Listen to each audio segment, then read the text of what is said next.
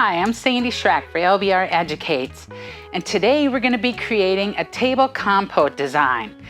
So it's a little bit lower in the middle and then has that kind of arms that come out and give it a little bit of a hug. And so it's not like the traditional roundy moundy design, has a lot more character and unique qualities to it. So it'll have some materials that'll be dancing up through the middle. So we're gonna do a couple things. One of the things that I ordered today was some sedum and also a green antique hydrangea. And so the little bit early in the fall for the hydrangea, so it didn't have quite as much color as I wanted. And also a little bit late in the fall for some of the sedum, it was a little bit more tan than I wanted. So what I'm using is the Just for Flowers from Design Master to shift some of those colors. So here you can see how I've taken the black cherry, and the Just for Flowers is going to enhance your floral materials, but it's not gonna look painted. So you still see some of that natural green coming through. And so this was the black cherry. And then this piece here was done with the bougainvillea. And this one was done with the wild rose. And for today, for this centerpiece, what we're going to do is also hit the hydrangea with a little bit of the wild rose too. And so I'm gonna shake the paint and then give it one squirt. And then I'm just gonna come here and do short bursts. And to get this to be a little bit greener, there's also a fresh green. I could utilize that, but I'm seeing the green come through here. I just want a little bit more uniformity where it was doing some of that changing the color into that darker pink. I still have the green showing through. And so I think that just elevates that hydrangea. But all that Design Master paint is available again from your local wholesaler. And so you wanna make sure and utilize that. We're starting with a urn piece that's an elevated centerpiece. And so it's something, the shape is really popular right now. And then I'm using the Midnight Foam from Smithers Oasis. And so this I'm gonna be able to have, don't have to do a ton of coverage of foliage because the foam will disappear kind of like a shadow. I'm gonna use a hydrangea in it, and I see many times people are concerned about putting hydrangeas in foam. I'm not, because the biggest thing is the insertion depth. So what you need to do is make sure that you have a good insertion that's going down into within an inch of the bottom of that foam. So if you do a nice, good insertion, I guarantee you, you're not gonna have trouble with your hydrangeas. And then adding some textural differences coming in. The sedum is a similar shape, but you can see what we're doing with our insertions is kind of up and down, and so that they'll come around. We're gonna get the arms on this created by adding some stock up in here. And on this centerpiece, one of the keys also is to make sure that it stays out of the line of sight. And for most people, you'll be able to put your hand up, and that is kind of the limit on a table of the sight line. And so you can see my hydrangeas are just kind of peeking into that zone.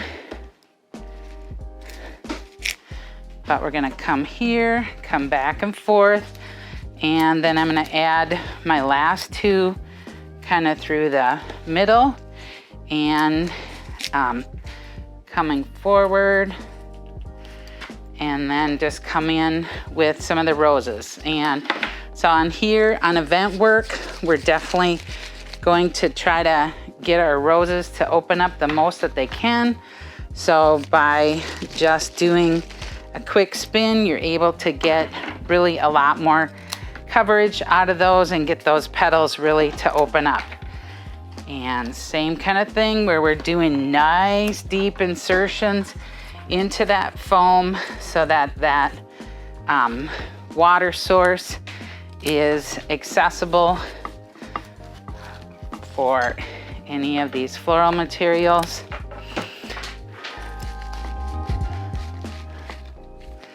And done in groupings as well. So a little bit kind of done in a triangular pattern, and those shapes, then my mind's eye connects those shapes. So those are implied lines that visually move your eye throughout that composition to be able to connect those dots. So when you use those geometric shapes, it's an easy way to really increase your visual pathways that the customers are going to recognize.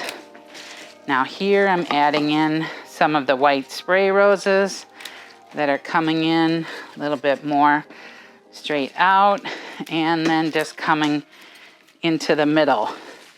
And so you notice that I didn't do a big old mound of greens to start off with because you want to make sure you don't want to add labor to something that you don't need to. Then we have a couple specialty flowers. So the astringia is gonna dance up on top. And then I also have some of the disc buds. This is a Lynette disc bud, and I tend to put these in some of the last pieces, and I'm gonna bring them into kind of a protected area so that they make transport. So they do shatter if you put them on the outside of a design. They have the potential possibly in transport to shatter. And then the astringia is a little bit of a unique flower, and we're just gonna have a couple of those dancing up on top here to just add that visual interest of something unique. The shape kind of plays off the sedum a little bit. So you've got that visual transparency through there and to be able to see. And so right now I really can't see a ton of my foam, but I do have some foliages that I'm gonna come in with. And so one, I'm using the Hydroseal leather leaf coming in kind of essentially around the edge and a couple little pieces up through the middle. And that really I could stop there, but of course I'm not going to. I do want to add some huck in there too. And this just gives me a little bit more depth and dimension.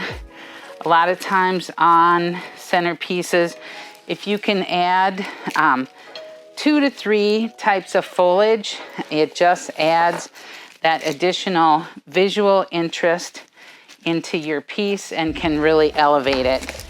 But you can see how easy this comes in. It's on a nice strong stem, able to utilize all the different pieces, and I get that in and out kind of garden look out of my Compote urn design. So here you see our completed Compote urn design and a great centerpiece. If you look at it, and we go past the fingertip elbow test, you can see that it has that lower presence and some transparency coming through here.